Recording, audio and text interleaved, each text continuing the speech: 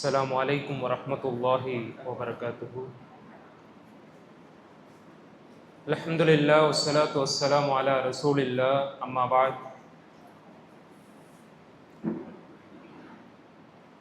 الحمد لله نحمده ونستعينه ونستغفره ونؤمن به ونتوكل عليه ونعوذ بالله من شرور أنفسنا ومن سيئات أعمالنا. من يهده الله فلا مضل له ومن يضلله فلا هادي له.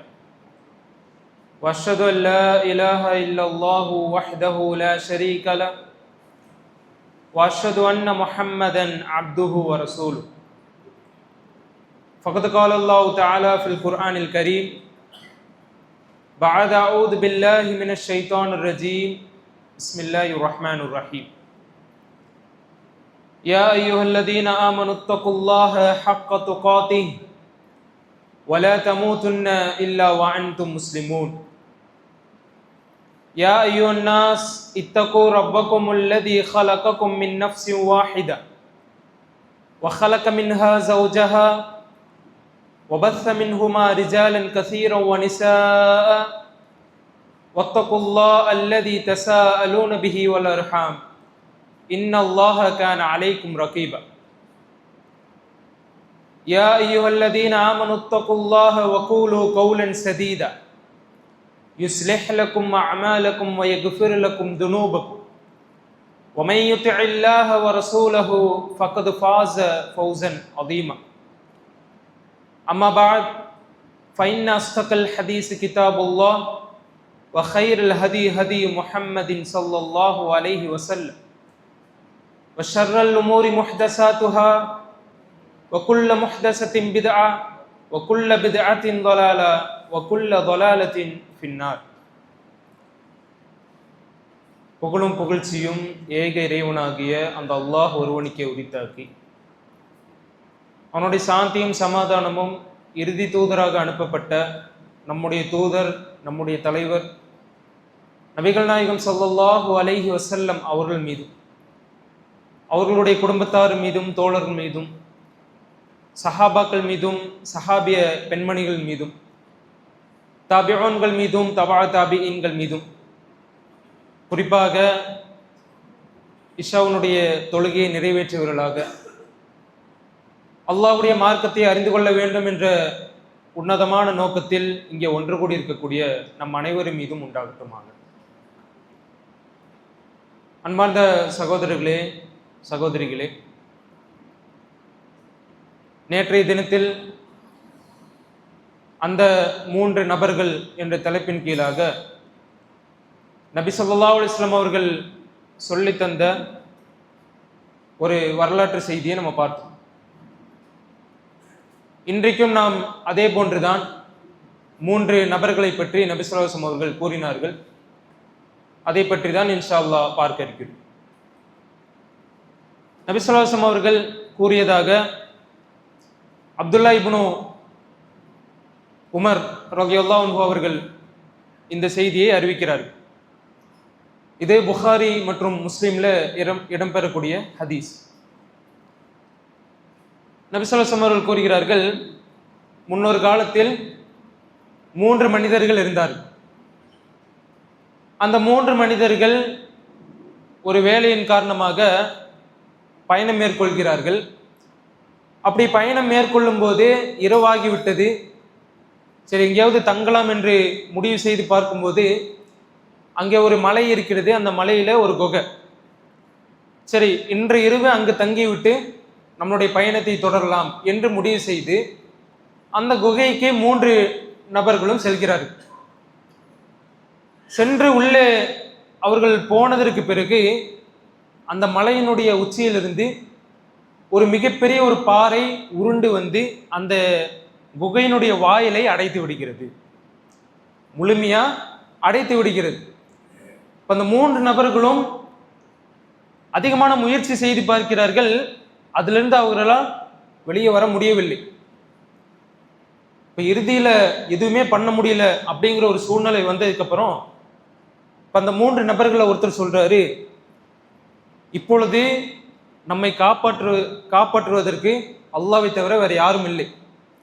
நம்ம என்ன பண்ணலாம், நம்மளுடைய வாழ்க்கையில் நாம் அல்லாஹ்வுக்காக செய்த ஒரு சில விஷயங்கள் இருக்கும், ஒரு சில செயல்கள் இருக்கும். அந்த செயல்களை முன்வைத்து அதன் மூலமாக அல்லாஹ்விடத்தில் நாம் உதவி தேடுவோம். அதன் மூலமாக இந்த குகைக்குள்ளிருந்து நாம் வெளியே சென்று விடலாம் என்ற ஒரு யோசனையை ஒரு நபர் சொல்கிறார். அப்போ சரின்னு எல்லாரும் அதுக்கு தகுந்த மாதிரி ஒவ்வொரு நபரும் ஒவ்வொரு விஷயத்தை கூறுகிறார்கள். அல்லாஹ்வுக்காக அவர்களுடைய வாழ்க்கையில் செய்த காரியங்கள். அதுல முதல் மனிதர் அவர் சொல்றாரு, அவருக்கு வயதான தாய் தந்தை இருக்கிறார்கள். அவருடைய வேலையெல்லாம் முடித்ததற்கு பிறகு பால் கறந்து கொண்டு வருவார். அந்த அவர்களுடைய குடும்பத்திற்கு அந்த பால் தான் உணவு. நபி ஸல்லல்லாஹு அலைஹி வஸல்லம் அவர்களுடைய காலத்திலும் பார்த்தோம் என்று சொன்னால், சஹாபாக்களும் சரி நபி அவர்களும் சரி அவர்களுடைய உணவாக பால் தான் இருந்திருக்கு. நிறைய செய்திகள்ல ஹதீஸ்ல நம்ம பார்க்கலாம். நபி அவர்களுக்கு பாத்திரத்தில் பால் கொண்டு வரப்படும், நபி தோழர்கள் எல்லாம் குடித்து விட்டு அங்க வைத்து விடுவார்கள். நபி அவர்கள் அதற்கு பிறகு அந்த பாலை குடித்து விட்டு உறங்கி விடுவார்கள். இப்போ அதிகமான முன்னாடி மக்களுக்கு பால் தான் உணவாகவே இருந்திருக்கிறது. இப்போ அது போன்று அவர் என்ன பண்றாரு, அவருடைய குடும்பத்திற்கு பால் கொண்டு வந்து தன்னுடைய குடும்பத்திற்கு கொடுப்பாரு. இதுதான் அவருடைய வழக்கமாக இருந்தது. இப்போ ஒரு நாள் அவர் வரத்துக்கு கொஞ்சம் தாமதமாயிருச்சு. வரத்துக்குள்ள அவருடைய தாய் தந்தை வயதானவர்கள் உறங்கி விட்டார்கள். அவர் தன்னுடைய தாய் தந்தைக்கு கொடுக்காமல் தன்னுடைய குடும்பத்திற்கு யாருக்குமே கொடுக்க மாட்டார். தன்னுடைய மனைவிக்கோ தன்னுடைய பிள்ளைகளுக்கோ அந்த பாலை கொடுக்க மாட்டார். தாய் தந்தை குடித்து முடித்ததற்கு பிறகுதான் தன்னுடைய குடும்பத்திற்கு கொடுப்பார். இப்போ பார்க்கிறாரு, தன்னுடைய தாய் தந்தை உறங்கி விட்டார். என்ன செய்வது? உறக்கத்திலிருந்து அவர்களை எழுப்புவதற்கும் அவருக்கு மனசு இல்லை. இப்போ அந்த தாய் தந்தை பக்கத்திலே நின்று விடுகிறார். ஃபஜ்ர் விடியக்கூடிய நேரம் வரைக்கும் அங்கேயே இருக்கிறார்கள். தன்னுடைய மனைவி குழந்தைகள் எல்லாம் பசியில இருக்காங்க. அப்படி இருந்தும் கூட அவர் என்ன செய்யறாரு, தன்னுடைய மனைவிக்கோ தன்னுடைய குழந்தைகளுக்கோ கொடுக்கவில்லை. தன்னுடைய தாய் தந்தைக்கு கொடுத்ததற்கு பிறகுதான் தன்னுடைய குழந்தைக்கு கொடுக்கிறார். இப்ப இந்த செய்தியை அல்லாஹ்விடத்துல சொல்லி, அல்லாஹ்விடத்துல இந்த பாறையை எனக்கு இந்த பாறையிலிருந்து விலக்கி வைப்பாயாக, இதிலிருந்து எனக்கு ஒரு வழியை ஏற்படுத்தி கொடுப்பாயாக என்று அல்லாஹ்விடத்துல பிரார்த்தனை செய்கிறார். இறைவா, இது நான் உனக்காக செய்திருந்தால் என்னை இந்த பாறையிலிருந்து வெளியே கொண்டு வந்து விடு என்பதாக அந்த நபர் பிரார்த்தனை செய்தார். அந்த நபருடைய பிரார்த்தனைக்கேற்ப பாறை லைட்டா நகருது. இருந்தாலும் அவரால் முழுமையாக வெளியே வர முடியாத ஒரு சூழ்நிலை. இப்ப பாருங்க, தாய் தந்தைக்காக செய்த அந்த ஒரு செயலின் காரணமாக அல்லாஹ் அந்த பிரார்த்தனையை ஏற்றுக்கொள்கிறான். இப்போ இங்கேதான் நாம் ஒரு விஷயத்தை புரிந்து கொள்ள வேண்டும், தாய் தந்தையருடைய முக்கியத்துவத்தை. அவர்களுக்கு நாம் எந்த அளவுக்கு முக்கியத்துவம் கொடுக்கிறோம் என்று சிந்தித்து பார்க்க கடமைப்பட்டிருக்கிறோம். குர்ஆனில் நம்ம பார்த்தோம்னு சொன்னா, அல்லாஹ் சுப்ஹானஹு வ தஆலா தாய் தந்தைக்கு அவ்வளோ முக்கியத்துவம் கொடுத்து பேசுகிறான். குர்ஆனில் அல்லாஹ் பல விஷயங்களை சொல்கிறான். ஒரு முக்கியமான ஒரு விஷயத்தை சொல்லும்போது இன்னொரு முக்கியமான விஷயத்தையும் சேர்த்து சொல்லக்கூடிய ஒரு வழக்கம் அல்லாஹ்வுக்கு இருக்குது. நம்ம குர்ஆனை பார்த்தால் தெரியும். உதாரணத்திற்கு அல்லாஹ் தொழுகையை பற்றி சொல்லும்போது வகீமுஸ் ஸலா, தொழுகையை நீங்கள் நிறைவேற்றுங்கள் என்று கூறும்போது அதோடு சேர்த்து இன்னொரு முக்கியமான ஒரு விஷயத்தையும் சொல்கிறான். என்ன? வாத்து ஜக்கா, ஜக்காத்தையும் கொடுங்க. அதே போன்று இன்னொரு இடத்துல பார்த்தோம் என்று சொன்னால் வஅத்தியுல்லாஹ், அல்லாஹ்வுக்கு நீங்கள் கட்டுப்படுங்கள் என்று சொல்லிவிட்டு இன்னொரு முக்கியமான விஷயத்தையும் அல்லாஹ் கூறுகிறான். என்ன? வஅத்தியுர் ரசூல், அல்லாஹ்வுடைய தூதருக்கும் கட்டுப்படுங்கள். ஒரு முக்கியமான விஷயத்தை சொல்லி இன்னொரு முக்கியமான விஷயத்தையும் அல்லாஹ் சேர்த்து சொல்லக்கூடிய வழக்கம் இருக்கிறது. அந்த மாதிரி தான் அல்லாஹ் தன்னை பற்றி கூறும்போது பெற்றோர்களையும் சேர்த்து அல்லாஹ் பல இடங்கள்ல சொல்லி காட்டுறான். அல்லாஹ் சொல்லி காட்டுகிறான், வகல்லா ரப்புக்க அல்லா தஅபுது இல்லா இய்யாஹு வபில் வாலிதைனி இஹ்சானா. அல்லாஹ் சொல்கிறான், உங்களுக்கு நாம் கடமையாக்கி விட்டோம். வகல்லா ரப்புக்க, உன்னுடைய இறைவன் உங்களுக்கு கடமையாக்கி விட்டான். அல்லா தஅபுது இல்லா இய்யாஹு, அவனை தவிர வேறு யாரையும் நீங்கள் வணங்கக்கூடாது என்று அல்லாஹ் முடிவு செஞ்சுட்டான். முக்கியமான ஒரு விஷயத்தை அல்லாஹ் இங்கே பதிவு செய்து விட்டான். செய்துவிட்டு அடுத்த முக்கியமான விஷயத்தையும் சேர்த்து சொல்கிறான், வபில் வாலிதைனி இஹ்சானா. அதே போன்று நீங்கள் பெற்றோருக்கு நல்ல உபகாரம் செய்ய வேண்டும், நல்ல முறையில் அவர்களுக்கு நடந்து கொள்ள வேண்டும் என்பதையும் அல்லாஹ் முடிவு செய்து விட்டான் என்பதாக இந்த வசனத்தில் அல்லாஹ் கூறுகிறான். இதிலிருந்தே நாம் புரிந்து கொள்ள வேண்டும் பெற்றோர்களுக்கு நாம் எந்த அளவுக்கு முக்கியத்துவம் கொடுக்க வேண்டும் என்று. இன்னும் தொடர்ச்சியாக அல்லாஹ் கூறுகிறான், இம்மா யப்லுகன்ன இந்தகல் கிபர அஹதுமா அவ் கிலாஹுமா ஃபலா தகுல்லஹுமா உஃபின். அந்த உங்களுடைய பெற்றோர்கள் வயதாகிவிட்டு அவர்கள் இருவரோ அல்லது ஒருவரோ உயிரோடு இருந்தால் அவர்களை பார்த்து நீங்கள் சீ அப்படி என்ற ஒரு வார்த்தையும் கூட அவர்களை நோக்கி நீங்கள் சொல்ல வேண்டாம் என்று அல்லாஹ் சொல்கிறான். இன்னைக்கு நம்மளுடைய சமுதாயத்தை பார்த்தோம் என்று சொன்னால் சீ அப்படின்னு வார்த்தையெல்லாம் சொல்றது இல்லை, அதை விட பயங்கரமாக வார்த்தைகளை பெற்றோர்களை பார்த்து சொல்கிறார்கள், பெற்றோர்களை பார்த்து கடுமையாக பேசுகிறார்கள். பெற்றோர்கள் முன்னால் தன்னுடைய சப்தத்தை உயர்த்தி பேசக்கூடிய அந்த ஒரு விஷயத்தை நாம் பார்க்கிறோம். பன்மார்ந்த சகோதரர்களை சிந்தித்து பார்க்க கடமைப்பட்டிருக்கிறோம். இன்னும் தொடர்ச்சியாக அல்லாஹ் கூறுகிறான், வலா தன்ஹர்ஹுமா, அவர்களை நீங்கள் வெறுத்து விட வேண்டாம், அவர்களை சீ அப்படின்னு கூட சொல்ல வேண்டாம், அவர்களை நீங்கள் வெறுத்து விட வேண்டாம். வகுல்லஹுமா கௌலன் கரீமா, அவர்களிடத்துல நல்ல வார்த்தையை பேசுங்க அப்படின்னு அல்லாஹ் சுப்ஹானஹு வ தஆலா நமக்கு சொல்லி காட்டுகிறான். பன்மார்ந்த சகோதரிகளே, இது முதல் விஷயம். அதே போன்று ஒரு முறை நபி ஸல்லல்லாஹு அலைஹி வஸல்லம் அவர்கள் மிம்பரின் மீது ஏறுகிறார்கள். இந்த செய்தியை நம்ம கேள்விப்பட்டிருக்கோம். மிம்பரின் மீது ஏறும்போது ஒவ்வொரு முறை ஏறும்போதும் ஆமீன் ஆமீன் ஆமீன் என்று சொல்லிவிட்டு ஏற்கிறார். இப்போ இதை பார்க்கிறார்கள் சஹாபாக்கள். ஒரு வித்தியாசமான ஒரு செயலை நபி அவர்கள் செய்கிறார். நபி அவர்கள் அந்த உரையை முடித்ததற்கு பிறகு இறங்கி வந்த உடனே நபி தோழர்கள் கேட்கிறார்கள், யா ரசூலுல்லாஹ், என்ன இன்னைக்கு ஒரு வித்தியாசமா மிம்பரின் மீது ஏறும்போது 3 முறை ஆமீன் சொன்னீர்களே, என்ன காரணம் என்று கேட்கிறார். நபி ஸல்லல்லாஹு அலைஹி வஸல்லம் அவர்கள் கூறுகிறார்கள், இல்லை, நான் மிம்பரின் மீது ஏறும்போது ஜிப்ரீல் அலைஹிஸ்ஸலாம் அவர்கள் என்னிடத்துல வந்தார்கள், 3 விஷயத்தை சொன்னார்கள், அதற்கு நான் ஆமீன் என்று சொன்னேன், அப்படியே ஆகட்டும் என்று சொன்னேன் என்பதாக நபி அவர்கள் சொல்லி காட்டுகிறார். அதுல முதல் விஷயம், யார் ஒருவர் இந்த ரமலானுடைய மாதத்தை அடைந்தும் அவருடைய பாவங்கள் மன்னிக்கப்படவில்லையோ, ரமலானுடைய மாதம் எவ்வளோ புனிதமான மாதம், எவ்வளோ நல்ல செயல்களை செய்கிறோம், அல்லாஹ்வுடைய கருணை இந்த மாதத்தில் அதிகமாக நமக்கு கிடைக்கிறது. அப்படிப்பட்ட இந்த மாதத்தை அடைந்தும் கூட ஒருடைய பாவம் மன்னிக்கப்படவில்லையோ அவர் நாசமாகட்டும் என்று ஜிப்ரீல் அலைஹிஸ்ஸலாம் அவர்கள் பிரார்த்தனை செய்தார்கள், அதற்கு நான் ஆமீன் என்று சொன்னேன் என்று சொல்கிறார். இரண்டாவது, யாருக்கு வயதான பெற்றோர்கள் இருந்தும் அதன் மூலியமாக அவர்கள் சொர்க்கம் செல்லவில்லையோ அவர் நாசமடையட்டும் என்று ஜிப்ரீல் அலைஹிஸ்ஸலாம் அவர்கள் கூறினார்கள், அதற்கு நான் ஆமீன் என்று சொன்னேன் என்று நபி அவர்கள் கூறுகிறார்கள். மூன்றாவதாக, யார் ஒருவர் என் மீது சலவாத்து என்னுடைய பெயர் உச்சரிக்கப்பட்டு என் மீது சலவாத்து சொல்லவில்லையோ அவர் நாசமடையட்டும் என்று ஜிப்ரீல் அலைஹிஸ்ஸலாம் அவர்கள் பிரார்த்தனை செய்தார்கள், அதற்கும் நான் ஆமீன் என்று கூறினேன் என்பதாக நபி ஸல்லல்லாஹு அலைஹி வஸல்லம் அவர்கள் கூறி காட்டுகிறார்கள். இப்ப இதுல ஒரு விஷயம் என்ன, பெற்றோர்கள் இருந்தும் அதன் மூலியமாக யார் சொர்க்கம் செல்லவில்லையோ அவர் நாசமடையட்டும் என்று ஜிப்ரீல் அலைஹிஸ்ஸலாம் அவர்கள் பிரார்த்தனை செய்திருக்கிறார் என்று சொன்னால் சிந்தித்து பார்க்க கடமைப்பட்டிருக்கிறோம்.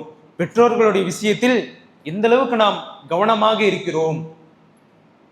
திருமதியில இடம்பெறக்கூடிய ஒரு செய்தி, நபி ஸல்லல்லாஹு அலைஹி வஸல்லம் அவர்கள் கூறுகிறார்கள், ரிதல் ரப்பி, ரப்பினுடைய அந்த பொருத்தம் இருக்கே அது எப்பொழுது நமக்கு கிடைக்கும் என்று சொன்னால், ரப்பினுடைய திருப்தி நமக்கு எப்பொழுது கிடைக்கும் என்று சொன்னால் ஃபி ரிதல் வாலித், பெற்றோர்களுடைய பொருத்தத்தில் இருக்கிறது. பெற்றோர்களுடைய திருப்தியில்தான் இறைவனுடைய திருப்தி இருக்கிறது என்பதாக நபி ஸல்லல்லாஹு அலைஹி வஸல்லம் அவர்கள் கூறுகிறார்கள். அதே போன்று பெற்றோர்களுடைய கோபத்தில், பெற்றோர்களுடைய அந்த அதிருப்தியில் தான் இறைவனுடைய கோபம் இருக்கிறது என்பதாக நபி ஸல்லல்லாஹு அலைஹி வஸல்லம் அவர்கள் சொல்லி காட்டுகிறார்கள் என்று சொன்னால் சிந்தித்து பார்க்க கடமைப்பட்டிருக்கிறோம். ஒரு முறை ஒரு நபித்தோழர் நபி ஸல்லல்லாஹு அலைஹி வஸல்லம் அவர்களிடத்தில் வருகிறார். வந்து நபியிடத்தில் கேட்கிறார்கள், யா ரசூலுல்லாஹ், இந்த உலகத்தில் நான் அதிகமாக நேசிக்க வேண்டும், நேசிக்கப்படக்கூடிய ஒரு நபராக இருந்தால் அது யார் என்று கேட்கிறார். நபி அவர்கள் சொன்னார்கள், உம்முக்க, உன்னுடைய தாய் என்று சொன்னார்கள். அவர் மீண்டும் கேட்கிறார், என்னுடைய தாய். அதற்கு பிறகு யார்? மீண்டும் உம்முக்க, உன்னுடைய தாய் தான் என்று கூறினார்கள். மீண்டும் அவர் கேட்கிறார், மீண்டும் யார் என்று சொல்லும்போது மீண்டும் உன்னுடைய தாய் தான். 3 முறை தாயை குறிப்பிட்டார்கள். 4வது முறையாக நபி அவர்கள் அபூக்க, உன்னுடைய தந்தை என்பதாக சொல்லி காட்டினார்கள். இந்த உலகத்தில் நாம் அதிகமாக நேசிக்கக்கூடிய ஒரு நபராக யார் இருக்க வேண்டும்? உன்னுடைய தாய் தந்தை தான். ஆனால் இன்றைய காலகட்டத்தை நம்ம பார்த்தோம்னு சொன்னா நம்மளுடைய தாய் தந்தை எல்லாம் 2வது 3வது தான். நம்மளுடைய நண்பர்கள், நம்மளுடைய மற்ற நபர்களைத்தான் நாம் அதிகமாக நேசிக்கிறோம். நம்மளுடைய திருப்தி எல்லாம் யாரை நோக்கி இருக்கிறது? மற்ற மனிதர்களை நோக்கி இருக்கிறது. நம்மளுடைய பெற்றோர்களுடைய திருப்தி இருக்கிறதா? நம்மளுடைய பெற்றோருடைய அன்பு நமக்கு வேண்டும் என்ற அந்த ஒரு சிந்தனை நம்மள பலருக்கு வருவதே கிடையாது. பன்மார்ந்த சகோதரர்களே, சிந்தித்து பார்க்க கடமைப்பட்டிருக்கிறோம். பெற்றோர்களுடைய விஷயத்தில் மிக கவனமாக இருக்க வேண்டும். அது மட்டுமில்லாமல் நாம் நம்மளுடைய பிள்ளைகளை எந்த அளவுக்கு வளர்த்தி ஆளாக்குகிறோம், நம்மளை நேசிக்கக்கூடிய மக்களாக நம்மளுடைய பிள்ளைகளை நாம் ஆக்குகிறோமா? என்னன்னு சொன்னால் நபி ஸல்லல்லாஹு அலைஹி வஸல்லம் அவர்கள் கூறினார்கள், ஒரு மனிதர் இந்த உலகத்திலே மரணம் அடைந்து விட்டால், இதா மாத்தல் இன்சான், ஒரு மனிதன் இந்த உலகத்திலே மரணம் அடைந்து விட்டால், இன் கத்தா அமலுஹு இல்லா சலாஸ், அவளுடைய எல்லா அமல்களும் துண்டிக்கப்பட்டு விடும் 3 விஷயத்தை தவிர என்று கூறினார்கள். அதுல ஒரு விஷயம், நல்ல சாலிகான மக்கள் தன்னுடைய பெற்றோருக்காக பிரார்த்தனை செய்வது. சாலிகான குழந்தைகள் தன்னுடைய பெற்றோருக்காக பிரார்த்தனை செய்வது என்பது துண்டிக்கப்படாது. அவர் கபருக்கு சென்றதற்கு பிறகும் அதனுடைய நன்மை வந்து கொண்டே இருக்கும் என்பதாக நபி ஸல்லல்லாஹு அலைஹி வஸல்லம் அவர்கள் கூறினார்கள் என்று சொன்னால், பெற்றோர்களாகிய நாம் சிந்திக்க கடமைப்பட்டிருக்கிறோம். நம்மளுடைய பிள்ளைகளை மார்க்கத்தை சொல்லி நாம் வளர்த்துகிறோமா? ஏன்னா இன்னைக்கு அதிகமான பெற்றோர்கள் பிள்ளையின் மேலதான் கம்ப்ளைண்ட். என்னுடைய பிள்ளை எனக்கு சரியான முறையில் மரியாதை கொடுப்பதில்லை, ஒழுங்காக நடப்பது இல்லை என்று பெற்றோர்கள் பிள்ளையின் மீது கம்ப்ளைண்ட் பண்றாங்க. ஆனால் பெற்றோர்கள் மீது அதிகமான கம்ப்ளைண்ட் இருக்கு. பெற்றோர்களே அதிகமான குறையோடு இருக்கும்போது அதை பார்த்து வளரக்கூடிய பிள்ளைகள் எப்படி வளருவார்கள்? எனவே இந்த விஷயத்தில் அதிக கவனம் எடுக்கக்கூடிய மக்களாக நாம் இருக்க வேண்டும்.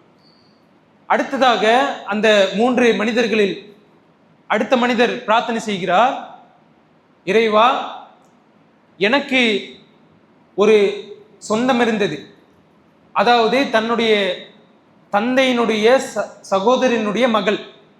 அந்த பெண்மணி எனக்கு விருப்பமான ஒரு பெண்மணியாக இருந்தார். அந்த பெண்மணியை நான் எப்படியாவது அடைய வேண்டும் என்று நான் ஆசைப்பட்டேன். ஆனால் என்னால் முடியவில்லை. அவள் என்னை விட்டு விலகி சென்று கொண்டே இருந்தாள். ஒரு காலம் ஏற்பட்டது, பஞ்சமான காலம். அந்த காலத்தில் உதவி என்று என்னிடத்துல வந்தாள். அந்த நேரத்தில் நான் என்ன செய்தேன்? தங்க காசுகளை நான் கொடுத்து விட்டு அதற்கு பகரமாக, அந்த காசுகளுக்கு பகரமாக என்னுடைய ஆசைக்கு கட்டுப்பட வேண்டும், என்னுடைய ஆசைக்கு நெருங்க வேண்டும் என்று ஒரு நிபந்தனையை அந்த பெண்மணிக்கு நான் வைத்தேன்.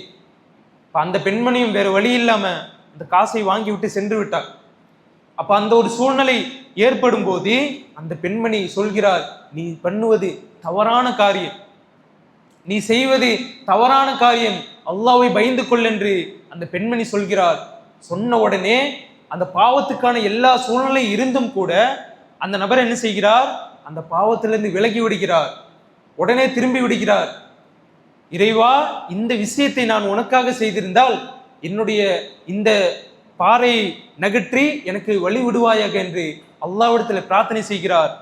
உடனே அல்லாஹ் அந்த பிரார்த்தனை ஏற்றுக்கொண்டு இன்னும் அந்த பாறை சிறிது நகருகிறது. ஆனால் இன்னும் முழுமையாக அவர்களால் வெளியே வர முடியவில்லை. இப்ப இவருடைய விஷயத்தை பாருங்கள், பாவம் செய்வதற்கான எல்லா சூழ்நிலையும் இருக்கிறது. இப்ப நம்மளை பார்த்தோம் என்று சொன்னால் நம்மளுடைய சூழ்நிலை எப்படி இருக்கும்? பாவத்தை விட்டு விலகியவர்களாக நாம் இருப்போம். அப்படிதான் இருக்க வேண்டும். பாவத்தின் பக்கம் நான் சென்று விடக்கூடாது. பாவத்துக்கான சூழ்நிலை நமக்கு ஏற்பட்டு விட்டால் அந்த நிலைமையில் நாம் என்ன செய்வோம்? பாவத்தை விட்டு விலகக்கூடிய அளவுக்கு நம்மளுடைய மனதிலே ஈமான் உறுதியாக இருக்கிறதா என்று சிந்தித்து பார்க்க கடமைப்பட்டிருக்கிறோம். அப்படிப்பட்ட சூழ்நிலை வந்தும் கூட அல்லாஹ்வுடைய பெயர் உச்சரிக்கப்பட்ட உடனே அந்த பாவத்திலிருந்து மீண்டு வருகிறான் என்று சொன்னால் சாதாரணமான விஷயம் இல்லை. அல்லாஹ்வுக்காக நம்மளுடைய வாழ்க்கையில் அதிகமாக அர்ப்பணிப்பு செய்ய வேண்டும். அல்லாஹ்வுக்காக நம்மளுடைய பாவங்களை விட்டு கொடுக்க வேண்டும். அது நமக்கு அதிகமான நன்மைகளை பெற்றுத்தரக்கூடிய ஒரு விஷயமாக இருக்கிறது. இதன் மூலியமாக அந்த பாறை சிறிது நகர்கிறது. மூன்றாவது நபர், அவர் இப்பொழுது பிரார்த்தனை செய்கிறார். அவர் அதிகமான அடியாட்களை வைத்திருந்தார். அந்த அடியாட்களை வைத்து வேலையை வாங்குவார். வேலையை வாங்கியதற்கு பிறகு அவர்களுக்கான கூலியை அவர் கொடுத்து விடுவார். அப்ப அதுல ஒரு மனிதர் என்ன செய்கிறார்? ஏதோ ஒரு காரணத்திற்காக அவருடைய கூலியை வாங்காமலே போயிடுறாரு. இப்ப இவர் என்ன செய்யறாரு? அந்த கூலியை வைத்துக்கொண்டு அந்த கூலியை முதலீடாக செய்து அவருடைய வியாபாரத்தை அதிகமாக்கிறார். அந்த கூலியின் மூலயமாக ஆடுகள், மாடு, ஒட்டகம் போன்ற பல செல்வங்கள் அவருக்கு பெருகி விடுகிறது. இப்படி ரொம்ப நாள் கழித்து விட்டு அந்த மனிதர் மீண்டும் வரார். வந்துவிட்டு என்னுடைய கூலியை கொடுங்க, நாளைக்கு வாங்காம போயிட்டேன், என்னுடைய கூலியை கொடுங்க அப்படின்னு சொல்றாங்க. இப்ப நம்மளா இருந்தா என்ன பண்ணுவோம்? அவர் அன்னைக்கு என்ன வேலை செய்தாரோ அந்த கூலியை மட்டும் நாம் எடுத்து கொடுத்திருப்போம். அப்படித்தான் பொதுவா நம்ம யோசிப்போம். ஆனால் அவர் என்ன செய்யறாரு? அவருடைய கூலியை வைத்துதான் இவ்வளவு காரியமும் நடந்திருக்கு. இவ்வளவு பெரிய வியாபார பொருட்களும் அவருடைய கூலியின் மூலியமாக தான் நமக்கு கிடைத்திருக்கிறது என்ற ஒரு சிந்தனையில் அவர் என்ன செய்கிறார்? தோ இங்க இருக்கே மாடுகள், ஆடுகள், ஒட்டகங்கள், அடிமைகள், இவை எல்லாத்தையும் நீ எடுத்துட்டு போ அப்படின்னு சொல்றாங்க. சொன்ன உடனே அவர் ஆச்சரியமா பாக்குறாரு. முதலாளியே, நான் இதையெல்லாம் கேட்கல, நீங்க என்னை கிண்டல் பண்ண வேண்டாம், என்னை கேலி செய்ய வேண்டாம், என்னுடைய கூலியை கொடுங்க, அதுதான் நான் உங்கள்கிட்ட கேட்டேன் என்று சொல்லும் போது அவர் சொல்றாரு, உன்னுடைய கூலி தான் இது, உன்னுடைய கூலியை கொண்டுதான் இவ்வளவும் நடந்தது, இது எல்லாத்தையுமே நீ எடுத்துட்டு போய்க்கோ அப்படின்னு அவர் சொல்றாரு. அவர் ரொம்ப மகிழ்ச்சியாகி எல்லாத்தையுமே அவருடைய கூலியின் மூலியமாக எவ்வளவு விஷயம் நடந்ததோ அத்தனையும் அவர் எடுத்துக்கொண்டு சென்று விட்டார். இப்பொழுது இவர் அல்லாஹ்விடத்தில் பிரார்த்தனை செய்கிறார், இறைவா, இந்த விஷயத்தை நான் உனக்காக செய்திருந்தால் இந்த பாறையை நகர்த்தி எனக்கான வழியை நீ ஆக்கி தருவாயாக என்று பிரார்த்தனை செய்கிறார். அந்த பாறை முழுமையாக நகர்ந்து விடுகிறது. அன்பார்ந்த சகோதரர்களே, சிந்தித்து பார்க்க கடமைப்பட்டிருக்கிறோம். அடுத்த மனிதருடைய உரிமையில் நம்மளுடைய நிலை எப்படி இருக்கிறது? இன்னைக்கு பார்க்கிறோம், முஸ்லிம்கள், அதிகமான முஸ்லிம்கள் வியாபாரம் செய்கிறார்கள். முஸ்லிம்கள் வியாபாரம் செய்கிறார்கள். அந்த வியாபாரத்தில் பொய் சொல்லி வியாபாரம் செய்கிறார்கள். இந்த பொருள் நான் கொடுக்கக்கூடிய பொருள் தரமான பொருள், நீங்கள் நம்பி வாங்கலாம் என்று சொல்லி விற்கிறார்கள். ஆனால் அது தரமற்ற பொருளாக இருக்கிறது.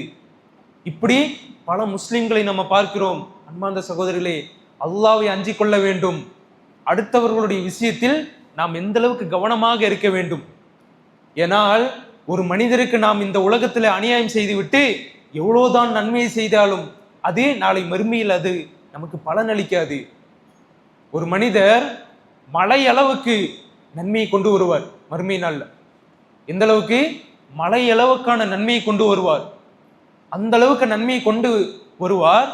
அந்த சமயத்தில் ஒரு மனிதர் வருவார், வந்து விட்டு சொல்லுவார், இறைவா, தோ இந்த மனிதர் இருக்காரு, இந்த மலை அளவுக்கு நன்மை கொண்டு வந்தாரே, அந்த மனிதர் இந்த உலகத்துல வாழும்போது எனக்கு அநியாயம் செய்தார், எனக்கு பொய் சொன்னார், என்னுடைய செல்வத்தை அபகரித்தார். இப்படி ஒவ்வொரு மனிதராக வந்து அல்லாஹ்விடத்துல கம்ப்ளைண்ட் வைப்பாங்க. இப்ப அல்லாஹ் என்ன செய்வான்? அவருடைய நன்மையெல்லாம் எடுத்து இந்த மனிதருக்கு கொடுப்பார். அப்படி ஒரு கட்டத்தில் அந்த நன்மையை எடுத்து எடுத்து எடுத்து மலை போன்று இருந்த அந்த நன்மை முழுவதுமாக தீர்ந்து விடும். தீர்ந்து விட்டும் கூட இன்னும் ஒரு சில மனிதர்கள் வருவார்கள், இந்த உலகத்துல எனக்கு இவன் அநியாயம் செய்தான், துரோகம் செய்தான் என்று வந்து நிற்பார்கள். அல்லாஹ் என்ன செய்வான்? அல்லாஹ் மறுமை நாளிலே நீதமாக நடக்கக்கூடியவன். அவர்களுடைய பாவத்தை வாங்கி இவருடைய தலையில் அல்லாஹ் போட்டு விடுவான். போட்டு விட்டு இறுதியில் அந்த மனிதர் நரகம் செல்வார். சிந்தித்து பார்க்க கடமைப்பட்டிருக்கிறோம். மலையளவு நன்மை கொண்டு வந்தும் நாளை மறுமை நாளில் பயனில்லாமல் போகிறது என்று சொன்னால் அடுத்தவர்களுடைய விஷயத்தில் கண்ணும் கருத்துமாக இருக்க வேண்டும், ரொம்ப ஜாக்கிரதையாக இருக்க வேண்டும். நபி அவர்கள் ஏன் நம்மளுடைய அண்டை வீட்டாருக்கும் கூட நம் மூலியமாக எந்த ஒரு தொல்லையும் வந்துவிடக் கூடாது, அந்த விஷயத்தில் நாம் எப்படி இருக்கிறோம்? நபி ஸல்லல்லாஹு அலைஹி வஸல்லம் கூறுகிறார்கள், ஜிப்ரீல் அலைஹிஸ்ஸலாம் அண்டை வீட்டாருடைய உரிமையை எனக்கு சொன்னாங்க, சொல்லிக்கொண்டே இருந்தார்கள். எந்த அளவுக்கு சொன்னார்கள் என்று சொன்னால், எங்கே அண்டை வீட்டுக்காரர் என்னுடைய சொத்துக்கு வாரிசாக வந்து விடுவாரோ என்று நான் நினைக்கக்கூடிய அளவுக்கு அண்டை வீட்டாருடைய உரிமையை ஜிப்ரீல் அலைஹிஸ்ஸலாம் அவர்கள் எனக்கு சொன்னார்கள் என்பதாக நபி ஸல்லல்லாஹு அலைஹி வஸல்லம் அவர்கள் சொல்லி காட்டுகிறார்கள்.